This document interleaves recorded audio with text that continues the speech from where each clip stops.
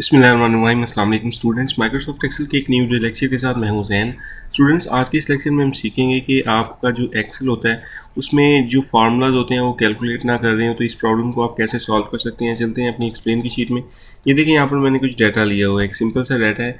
यहाँ पर मैं एक्सपेंस लिख देता हूँ 4300 और यहाँ पर मैं मंथ लिख देता हूँ 3, एंटर करता हूँ। और मैं ये कैलकुलेट करना चाह रहा हूँ कि अगर इतना मेरा एक्सपेंस हो और 3 मंथ एक्सपेंस हो तो क्या एक्सपेंस बनेगा। तो मैंने ये देखिए दोनों सेल्स को मल्टीप्लाई करके एंटर कर दिया है। तो यहाँ पर हमारे पास आ गया 12,900। लेकिन अगर मैं यहाँ से मंथ को चेंज करूँ, ये देखिए मैंने 5 किया, एंटर किया, तो यहाँ पर जो फार्मूला में हमारे पास रिजल्ट है वो यहाँ पर चेंज नहीं हुआ। तो इसको अपडेट होना चाहिए था।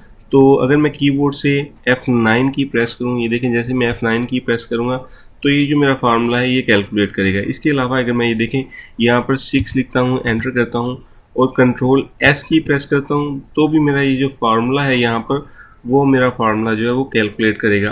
और इसके अलावा अगर हम देखें पीछे वैल्यू चेंज करने से फार्मूला जो है वो ऑटोमेटिकली कैलकुलेट नहीं कर रहा। अगर मैं दोबारा यहाँ पर जाऊँ, आपको एक और चीज़ दिखाऊँ, ये देखिए मैंने यहाँ पर 11 लिखा।